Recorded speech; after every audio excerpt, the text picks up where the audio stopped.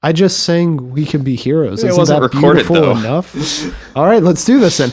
I wish I could swim. Give me a moment's peace and take out the trash.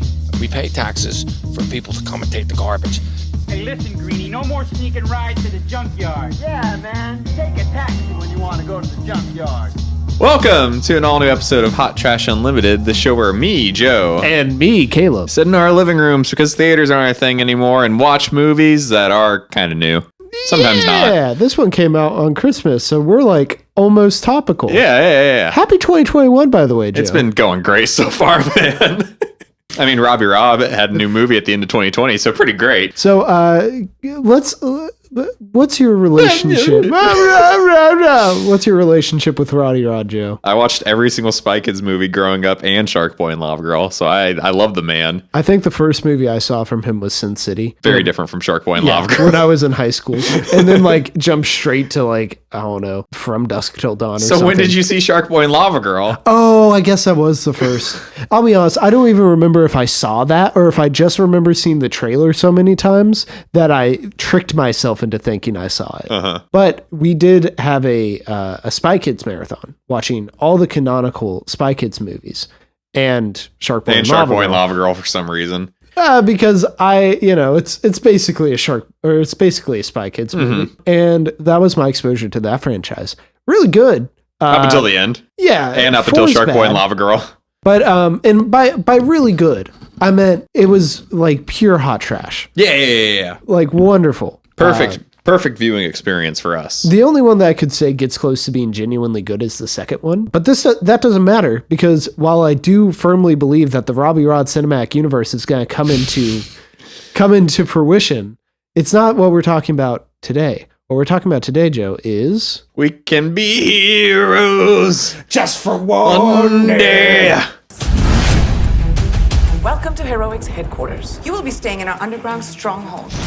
As the children of superheroes, you are all in danger. How are you making that? My mommy is Lava Girl, but my daddy is Shark Boy. That's really cool. Ladies and gentlemen, this is unbelievable. Our heroes have been captured by alien intruders. the Heroics have fallen. We need to leave this room. The aliens will be coming for us next. The soft sequel to Shark Boy and Lava Girl, because they're in it. Yeah, a generational handoff. Mm-hmm. Well, one of the original actors isn't it? Yeah, the characters are though. Do you think Shark Boy would have gotten any lines of dialogue if Taylor Lautner had returned? Yeah, I think he would have actually, because he never talks. Not once. He goes rah. He's part of the long list of characters in this movie who don't speak for most of it, or all of it in his case. Mm-hmm. But what's this movie about? So we're in like a hero verse, basically. They're superheroes. They all got kids. All their kids are at school. But one day, aliens attack. And so the kids have to do the saving. The aliens get all the very easily. All these heroes suck. Adults. Fair enough. Like that's kind of all of Robby Rod's kid movies. Is kids have to do the adult thing. Yeah. It's a trope that works well for him, I'd say. Very kid empowering. Yeah. It's one of those things where kids are cool. They think outside the box. This is by far his largest in scale because it has like 18 bajillion characters. So many. We're not even. They spend 10 minutes introducing like every single kid. Oh yeah, and like it's one of those things where at first I'm like, well, you could introduce them through like less expository means, but then it keeps going, and I see how many of them there are, and I'm like, no, there's no way you could naturally write in all these characters and their powers. Nope. It's like if Sky High have like, the first day when they're going through gym class, it's that, except if that was the entire movie. And he can do this and this. So we're not going to go through all of them because there are way too many, and also like more than half of them are useless. Which ones stick out to you? Noodle, because he did so much. Yeah, stretchy powers really goes to show why Plastic Man is the most dangerous person in the DC universe. Pedro Pascal. Yeah, because Pedro Pascal. Yeah. He's so I loved seeing him in this. In the role that was definitely meant for Antonio Banderas, but they couldn't get him. No, they just wouldn't have mattered. I think it's just that Antonio Banderas and Pedro Pascal are both incredibly sexy men. So of course we get them mixed up. They're interchangeable. We could. What you didn't know was Pedro Pascal was actually the dad in the second Spy Kids movie. Well, also they couldn't have had Antonio Banderas. Oh, because the cinematic universe, of course, which is going to come in with We Can Be Heroes too. We Can Be Heroes again. So there's Guppy. She's the child of Shark Boy and Lava Girl. She suffers from intense power creep. Because at first she can just control water. And then she has shark strength. Yes. Then she can go into a shark frenzy. Yes. Then she can control any liquid. Any liquid. Also, she has the unfortunateness. She's this powerful and she is the youngest kid, meaning she's the worst actor. I didn't mind that after a while. I kind of was like, I'm down for it. I wish they'd given her less dialogue just so she could like do more like, what is this happening? Faces to camera. No, we have a face changer for that to make the faces at the camera. His power is he can put Snapchat filters on his face. He has the Alita Battle Angel eyes. Oh god, it's terrifying. The only other adult superhero that sticks out to me is Han. Han from Fast and the Furious. Let me look up his actor's name. I don't know because I'm sure I've seen him in other things besides Fast and Furious. Sung Kang, who I think he's trying way too hard. Yeah, for what this movie is. I think everybody else got what the movie was, but he was just like, my integrity as an actor. He was just going for it, which, you know what? Fair enough. Also, the Pierce from Logan is playing Homelander. Miracle Guy. Yeah. Yeah. It's straight up Homelander with like less, R rating. And to say that, Homelander is just Superman. But for some reason, this blonde Aryan man. Well, egomaniac is more what I was getting at. Because this guy's like, I must be on camera. And then, of course, there is the head of the hero organization who you quickly find out is working with the aliens along with the Pedro president Pascal's of the United the head. States. Well, whatever the woman. She's like her job. Principal or something. I don't know. No, I think she's logistics and it doesn't matter. The deep lore of this movie doesn't matter. Excuse me, you were explaining the deep lore of the Robby Rod extended universe this entire time. That is the most fun part I had about this was trying to connect Machete Kills to Alita Battle Angel to shorts, which I've never seen. So that made it very difficult. And then putting Sin City in the middle of all of it. Perhaps the hardest task of all. Well, that's the sad part is that and same with Alita Battle Angel, but since Alita Battle Angel is in the far future of the Robby Rod Cinematic Universe, it doesn't matter. It won't ever cross over. But like, he doesn't own the rights to Sin City. So how does it line up? It must be that Sin City is a comic within the Robby Rod Cinematic Universe. I was more thinking Sin City's like the opposite universe where there's no color. And this universe has all the color and too much color. Yeah, let's talk about the production design. Obviously, it's mostly green screen because it's a Robby Rod movie. Yeah, I mean, it was clearly filmed in his garage, like all of his movies. I love it. I am here for it. But maybe he has a little bit too much of a conflicting color scheme. No, maybe. He does. He does. Well, he keeps it consistent early on. It's just all orange. And then it's orange on top of purple and blue and green and colors that don't work with orange. Every color. They're literally running down halls with like slow pulsing lights. Yeah, pulsing lights that go through each color.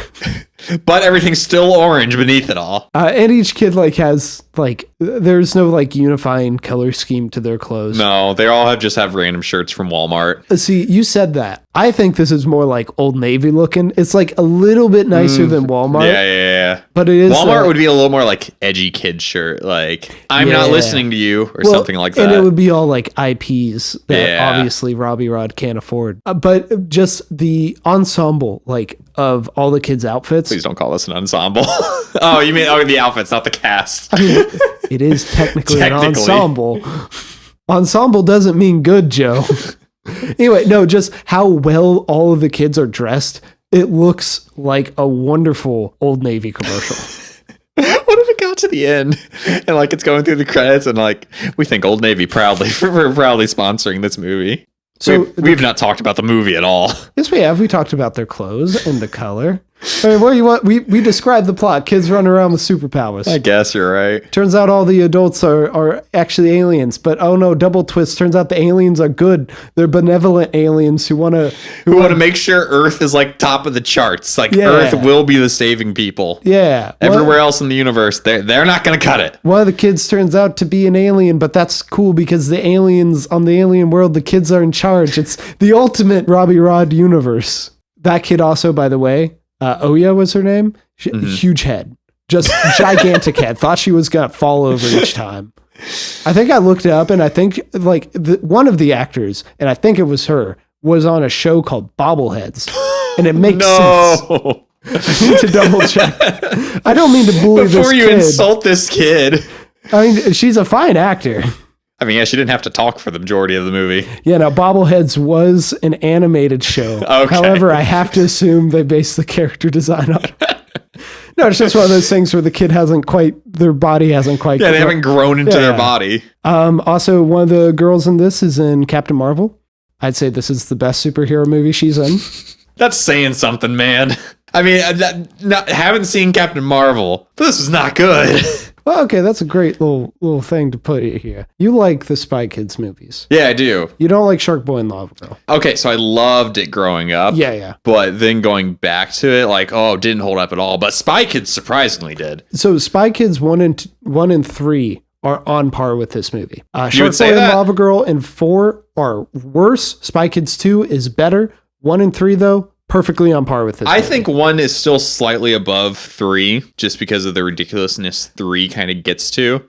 I'd say that there are just some standalone factors that make it stand out, maybe. Like Tony Shalhoub and Alan Cumming are in it. They're just two fun actors, right? And then the Thumb Thumbs. Thumb Thumbs are great. I love Thumb Thumbs. Yeah, Thumb Thumbs are very memorable. But like, those are small, kind of more aesthetic things, where this is just... quality of story, quality of jokes, quality of everything.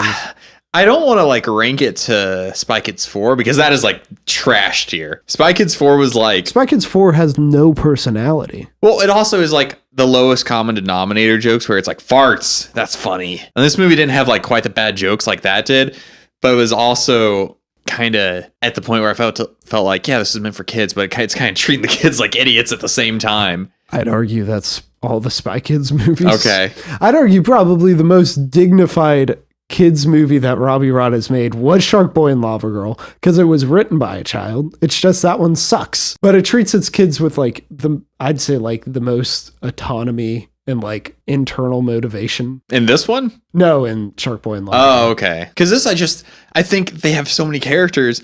Like, no one has a personality in this movie. Everybody's just, parents are captured, gotta go do it. Oh, I'm doubting myself. Every single one of them. I'm doubting myself for a second. Oh, we're good now. No one has a personality. No. Face Changer is a gambling addict. That's not a personality. That's an addiction. They're not the same thing. Like, say what you want about all these other movies or whatever. They had time to be like, okay, these are these characters' like fears and like strengths and whatnot. Smaller cast, yeah. I think you're overestimating those other movies, though. I'm even saying with Spy Kids 4, I don't remember anything of it, but I know they at least like went into the character traits and whatnot. Just went back and tried to remember anything from Spy Kids 4. I just remember the dog. Void. I just remember Ricky Gervais dog farting. I just remember what's the boy? What's his name? Junie. I just remember what he looks like as a grown up, and that's it. And I'll be honest, I don't even know if that's from seeing him in that movie or if it's just like we passed on the street one day. This is fine. If I had a kid and I had to watch this more than once, I'd be fine with that. Really? Yeah. I can have fun with this. It's so dumb. But so is, like, that's what I like about Robby Rod movies. They're stupid. Either they're stupid and incredibly violent, or they're stupid and they have a bunch of kids running around. I'd say most of the time they have kids running around. I think a majority of his movies at this point are kid focused. Yeah, which is probably good. His kid movies are more enjoyable than his edgy movies. That's what Alita Battle Angel needed more. It needed like 7 kid characters, all with superpowers that they won't use. We would begin on Alita Battle Angel 2 if that was the case. Oh, don't crush my hopes and dreams like that. I don't know. I'm also always just here for a fun time with Robby Rod when he's making everything by himself. Like he clearly is here. Oh, clearly. There was clearly no external input on this. I don't know. Because clearly this isn't a cash grab.